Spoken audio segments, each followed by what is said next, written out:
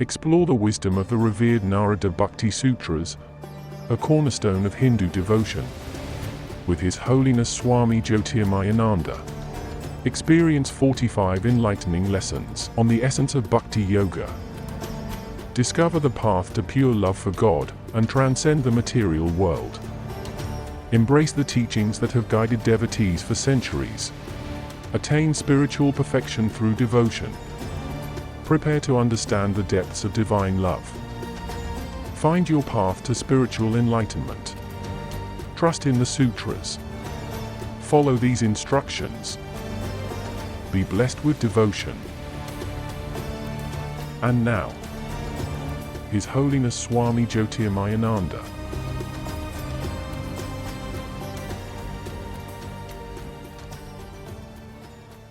𝗪𝗃𝗀 देवकी परमानंदम कृष्णं वंदे जगद्गुरुम. Om. Adorations to Lord Krishna, the preceptor of the universe, who is the destroyer of the forces of darkness and bestower of immortality. Narada Bhakti Sutras, in Sutra number 71, just reiterating few of the sutras. The highest goal in human life is the attainment of devotion to God. And devotion leads you to the absolute state of liberation. The general way, we don't even say where it leads you. Just attain devotion. 𝗀𝗃𝗃𝗁𝗃 𝗃𝗍𝗃 hai. Liberation is the maidservant of devotion. So if you have the queen, you don't worry about the maidservant. All these are figurative, poetic. It means just the same. Attain jnana, attain bhakti, it means the same. Jnana means wisdom, bhakti means supreme love. Both are two aspects. The scriptures try to speak the language that suits your mind. Otherwise, the transcendental language has no tongue. If you are a bird, you speak like a bird. If you are a fox, you speak like a fox. As a human being, you speak like this. People have more feeling, more reasoning. The masses need some symbolic, something to hold on to. Descriptions of God that are not all mathematical. Keeping that in view, the sutra says, Modante pitaro nrityanti devata 𝗀𝗏𝗃 𝗵𝗆𝗆𝗺𝗵. If one has attained supreme devotion, it is the highest attainment. What does that do? Bhakti Sutras try to give you the immensity, the majesty, the profundity of that attainment. Spring season comes to a forest. What does it do? The entire forest begins to dance. Blossoms.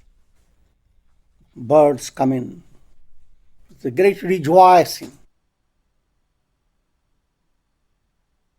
Similarly, if any individual attains enlightenment, a divine spring season has entered the earth, and it has broad implications. In very simple terms, each of you have the potentiality to do immense good to the whole world, to the whole universe. And what's more beautiful, you don't even know it.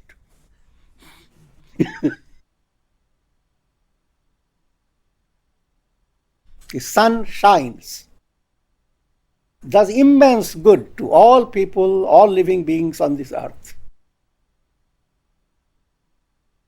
send a journalist, he will be burned to death. Sun doesn't even know it.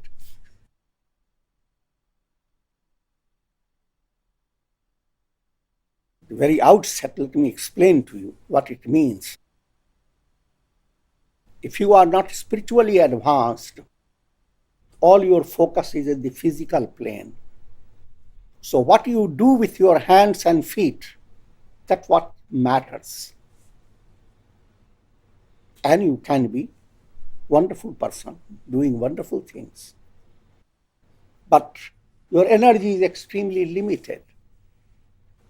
You may be a wonderful worker. You can set a whole farm in the best way, but there are countless millions of farms. What about that? Your physical personality is extremely limited. But you must continue to utilize your physical body and understand its limitations.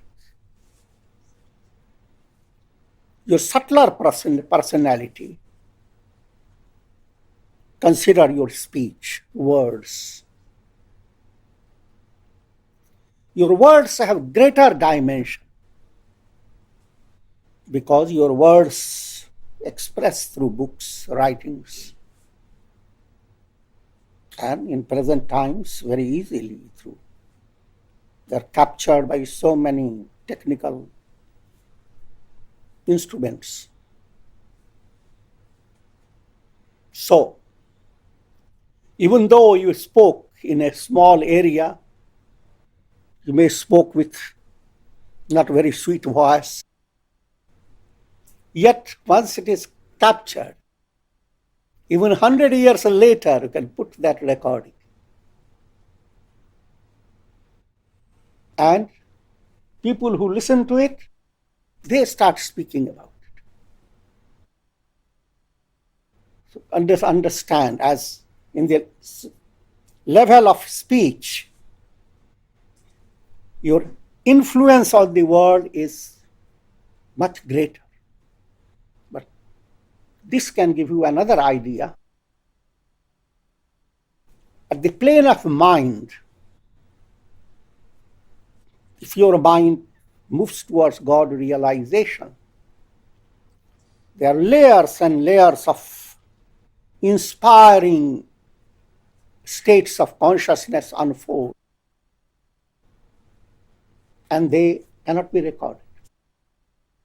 The sage tries to express them in words, but he is not almighty.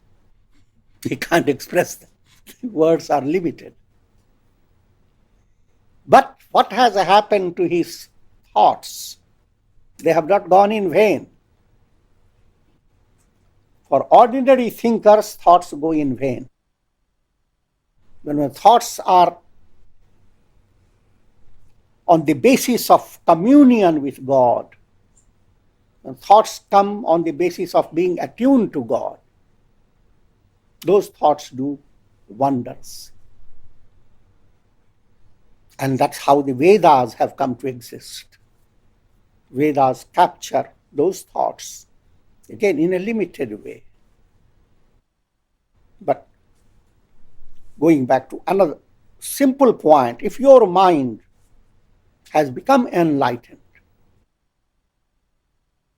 countless minds have been touched, countless souls have been touched, and a spring season has entered into the world that will go on delighting people in countless ways. So if even one person becoming enlightened has a tremendous influence on the world. But generally, an enlightened person is like a wave rising high. No wave rises high unless many other waves also follow. So there is always a set of great personalities along with enlightened sages. These enlightened people can be called avatars or whatever. They are the bhakta. And that's the ultimate goal for anybody to rejoice, to be proud of. Talking from the point of view of the masses, where you watch your children, what do they do? And if they become very excellent and do amazing things and succeed, at home people have dance and clappings of the hands.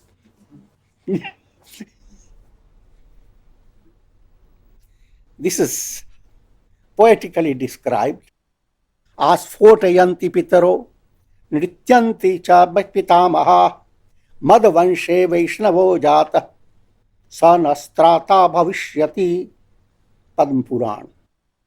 Puranas are filled with pearls of wisdom. When people become more relaxed in the general atmosphere of the world, the mind will turn to these great teachings, which are more than all the millions and billions of dollars. And towards that goal, that's the effort of all saintly personalities, to raise the level of humanity. Will not go in that direction. So, it says, the souls of the forefathers clapped their hands. Now, always, when you hear figurative writings, don't go after literary meaning. Someone will get up and say, their hands, did they have 5 fingers or there are more?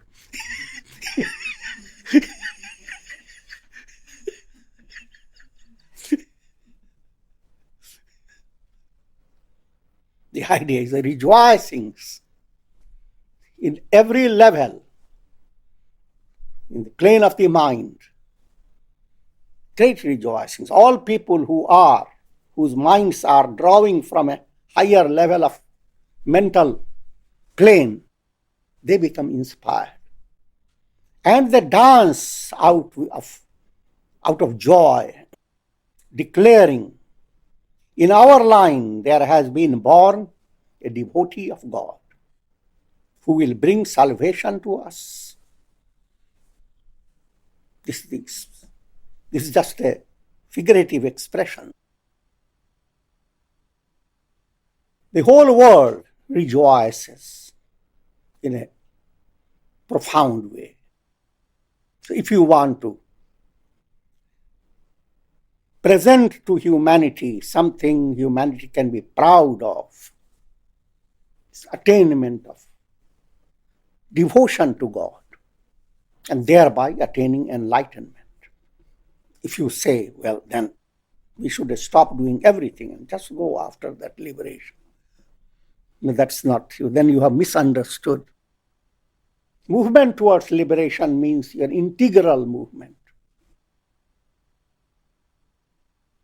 𝗘𝗵𝗃𝗁𝗃𝗀𝗐 दासोहम्. To the extent you view yourself as physical body, always use your physical body with the idea, I'm the slave, God is the master. Do all your works as in the form of worship of God. To the extent you are the soul, try to cultivate divine qualities. Allow the divine fragrance to waft from your soul. You are a ray. God is like the sun. But the deepest level, there is nothing but the absolute self. I am that. All the three are blended, and you come to a climax that's called 𝗲𝗃𝗃, supreme devotion, or called nirvana, liberation. And that's what the entire world is benefited in a mysterious way. नास्ति तेषु जाति विद्या रूप कुल धन क्रियादि भेदः. Among the devotees, There is no distinction based on class, knowledge, beauty, family, wealth, occupation, etc. Whenever people turn their mind to someone who is highly learned, the society has a sense of awe. Same concept is directed towards the goal. Whoever attains God realization must have a terrible head. He must be all million PhDs blended together. But that is not at all so. You can be, from the point of view of the masses, you may be even illiterate. There were many illiterate saints in India whose writings, not writings, whatever they said were written down. And now most literate and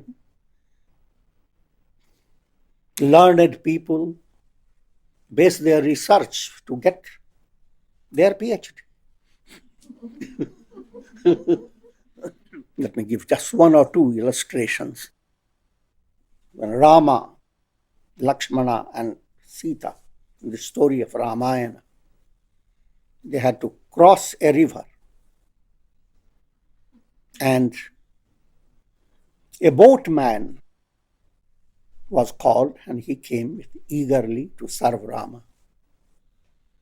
But suddenly in his mind, a subtle, what we call naughtiness, trick, entered his mind.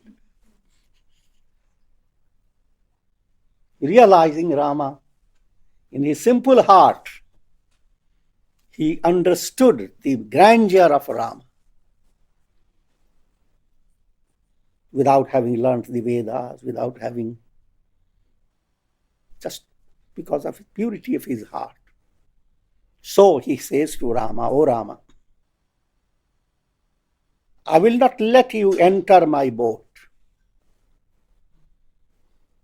Why? Rama became surprised. Of course, Rama knows what is going on. He acts. It's because you have magic in the dust of your feet. The story is Rama touched a big stone and it turned into a Devi, a divine personality.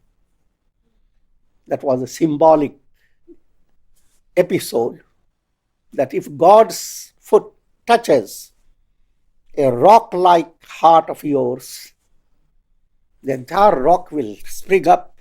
It will be all alive. From the bursting of divine life, faith will blossom. That was the meaning of that. But it is carried on to the masses like a story that he touched a stone and stone became a Devi. This 𝗀𝗃 reminds Rama of the same thing. So if you touch my boat and boat became a woman, I will lose all my business. Rama said, what should we do? It's very simple. I'm going to bring a pot full of water and you sit down and I am going to wash your feet. Not according to how much you want, to my heart's content.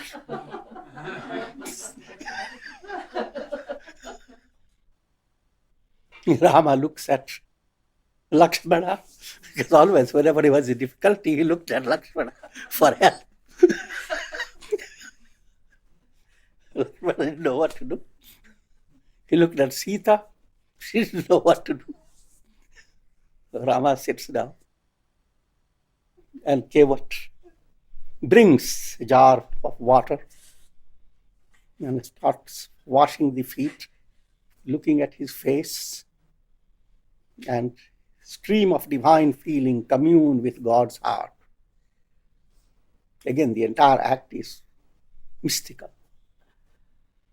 You can experience that without having a pot of water, without having anybody around, through your devotional feeling. Your heart is purified, you feel the touch of God within yourself and catch hold of His hair, His feet. Don't let them go until you're full. But dramatizing it. Now, of course, the story is afterwards. Rama, Lakshmana, Sita, they go. But one point, Rama looked at Sita and Lakshmana. That is developed into village story. Why did it happen? See, the villagers are very clever. Anything that happens, they say, why? And the saintly people created a story. The story is that once in the prehistorical and in a transcendental type of period of time, Lord Vishnu is always sleeping in the milky ocean. And Lord Vishnu is the divine self. When we say milky ocean, it's purity. Just to give you idea that it's not just a story. But this is the general idea. Vishnu is sleeping. And there was a turtle from the salty ocean that slipped into the milky ocean. And slowly, steadily, and surely moved towards that place where Lord Vishnu was sleeping. He was targeting the feet of Lord Vishnu. As it started moving towards the toes, to nibble on one of his toes, Lakshmi Devi, that's Lord Vishnu is portrayed, always there is Lakshmi Devi, the goddess of all prosperity, attends on Rama. And so she is at the side of his as a foot. So she carries the fan like the Japanese type.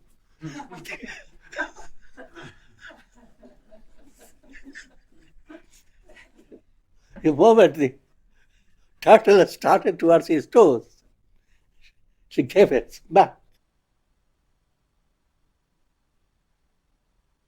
And the turtle moved back.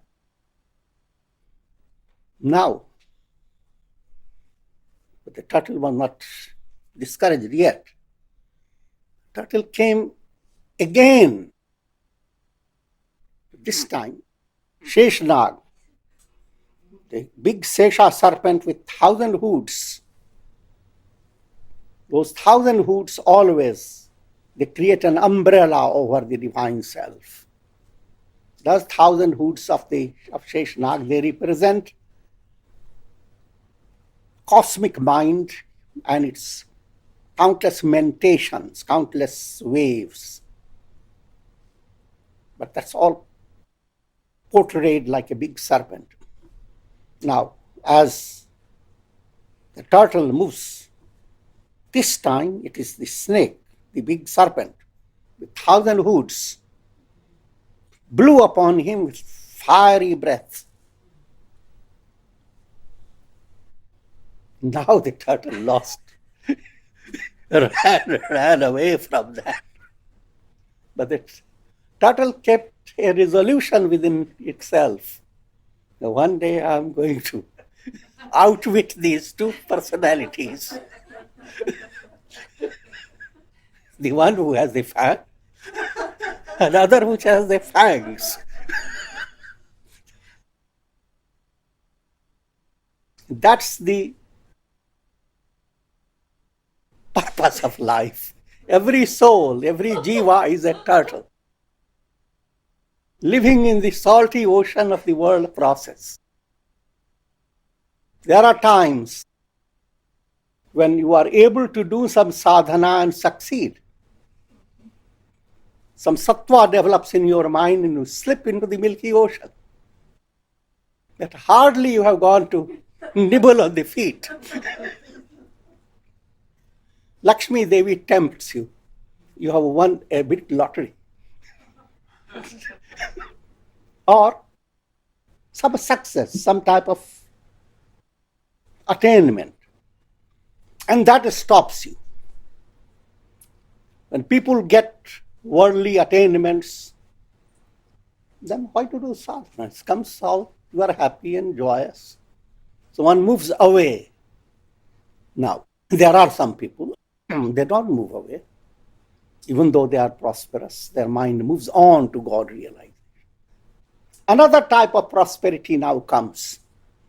By practicing a lot of concentration, meditation, suddenly you become aware of power. You can say certain thing and it will happen. You can direct your mind with a will and it will happen. The powers of different types. The modern power is a cell phone. You just put your nose into it and it contacts any part of the world. But just as a cell phone has not made any change in you, you are the same person. You may bring about a program where you can have thousands of people listening to you, but you have not changed. Your attainment that is not counted, it doesn't have a mathematical evaluation. That means if there are so many people listening to my talk, therefore I am great. In other words, siddhis become another deterrent to attaining God realization. For developing devotion to God, two things become great obstacles. Becoming too involved with worldly matters, gaining fame, name, power, wealth. Another, gaining psychic powers. So, again and again the soul rises on the spiritual path a little, smacked by Lakshmi,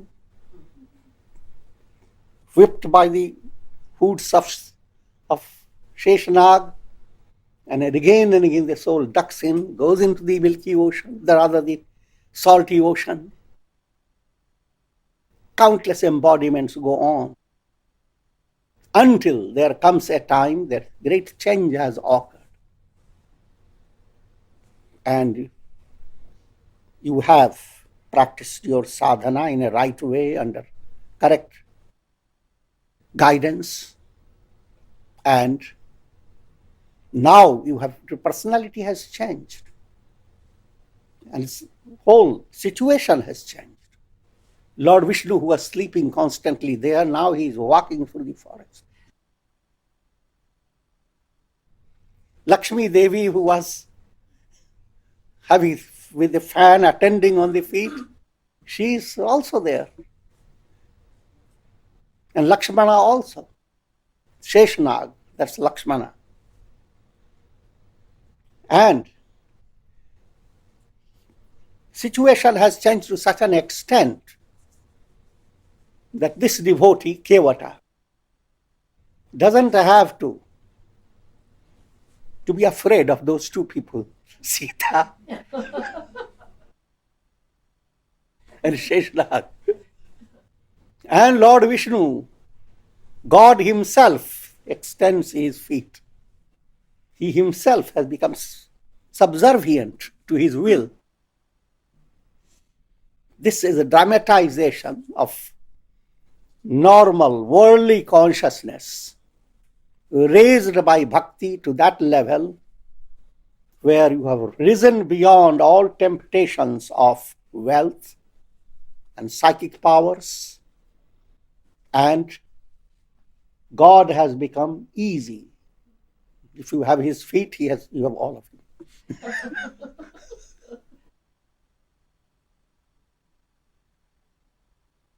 So that settles with the matter.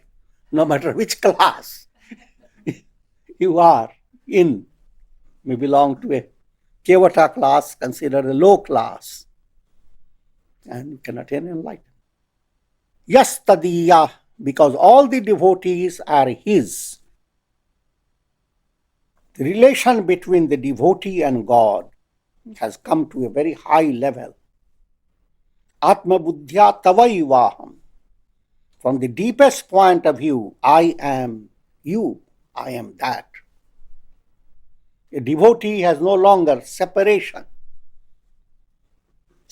from God. In a poetic way, God turns to his devotee just like a mother would turn to a child. And there is no sense of feeling that this child was in previous birth somewhere far away and was not a very good personality or whatever. Because the child has become your child, all differences have melted away. Similarly, a devotee has become God's, has surrendered to God and become God's dearest personality. Remember that Kabira is saying, Lali mere lal ki jit dekhun tit lal. I went out to look for the beauty of my beloved. In the beginning, it was difficult. I am dramatizing it now. When I looked at people, they looked crooked, hateful, full of troubles. Then I ran from troubled state to somewhere. For 5 months, it was wonderful. The 6th month again, someone came in with a troublesome face. And you go on running from place to place. But there comes a time, the saint says, I went out to look for the beloved. And I saw that face of beloved everywhere. And then I looked at my face in a mirror. And my face also turned face of the beloved. I realized I have no identity.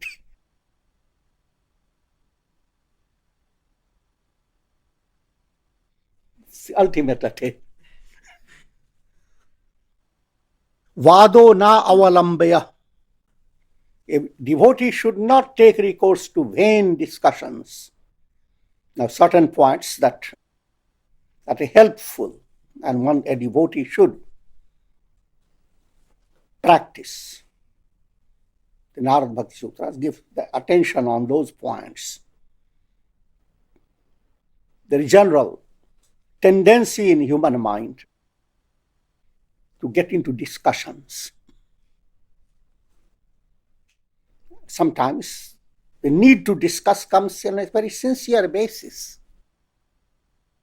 But when you are sitting in a group and you can't take into considerations the person who is asking the question, no matter which way you explain, somebody gets disturbed. So, discussions, firstly, they have to be under very controlled situation, and students must be highly qualified, and discussions must follow the law of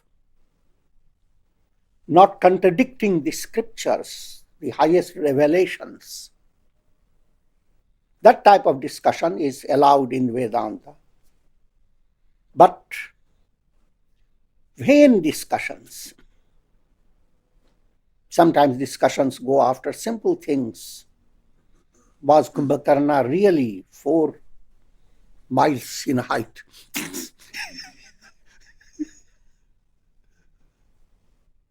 Sometimes discussions may be on a subtler point You may go on discussing one particular stanza, giving different meanings. And you may come into a heated state. I don't like it. My interpretation is this. And I'm going to stick with it. So, in moderation, discussions should be to enable one to understand the scripture you are reading. But it should not go into a big, wide dimensions unnecessarily. Sometimes two people trying to discuss, they develop a sense of competition. And the whole idea is who wins in the argument. And one who wins and one who is defeated both become exhausted. They gain nothing. So don't waste your time. Naisha tarkena matirapaniya. 𝗲𝗏𝗃 says, by indulging in a lot of discussions, that's purified intellect doesn't develop. Another statement is there, 𝗲𝗿𝗃𝗃𝗵𝗆𝗺𝗃. With every discussion, you have kindled a little fire of friction. You have a fire of agitation, which will develop into animosity. And more the discussion, more is the kindling of that fire. 𝗲𝗿𝗃𝗃𝗵𝗆𝗺𝗃. Vair is animosity, vani is fire. And as you go on discussing again and again, that fire goes on increasing. So and Gita tells you, austerity of speech, anudvegakaram vakyam satyam priyahitam chayat swadhyaya vyasanam chaiva vangmayam tapa uchyate. One needs to practice austerity of speech. And what does that imply? Don't say words that agitate others with the intention of agitating people. And if you agitate somebody, you are also going to be agitated. So you must realize it is not one way. You become more agitated when you know the other is not agitated. You said nasty thing and other didn't care for it. You become more agitated. Your speech should be satyam as much as possible. It must be led by sincerity. Sincere speech is not a mathematical frankness. It is satyam vada, priyam vada, na vada satyam apriyam. There is a saying, speak the truth, but don't be too quick. Put your speech to another test. Priyam vada. What I am going to say, is it going to be pleasant to the ear of the hearer? Navada satyam apriyam. If the answer is no, it is going to hurt the person. Do not speak until you know how to polish your speech.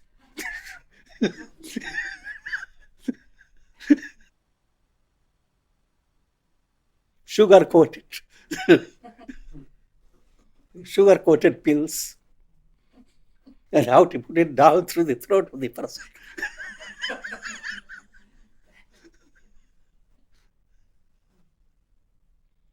Next austerity of the speech is learn from the scriptures. Swadhyaya, study the Gita, the Ramayana, Bhagavad Puran. There are many bhakti, devotional literature, and any spiritual literature. Because all devotional literature are backed up by Vedantic literature, the Upanishads. All this is called austerity of speech. And that's most important in bhakti. A bhakta should not, a devotee of God should not utter words that hurt others. 𝗃𝗶𝗃𝗁 𝗪𝗏𝗃. In every heart there dwells God. कटुक बचन मत बोल रे. Therefore, do not speak words that are going to hurt the feelings. Do not justify it. But because that person is blind of both eyes, what should I say? He's blind.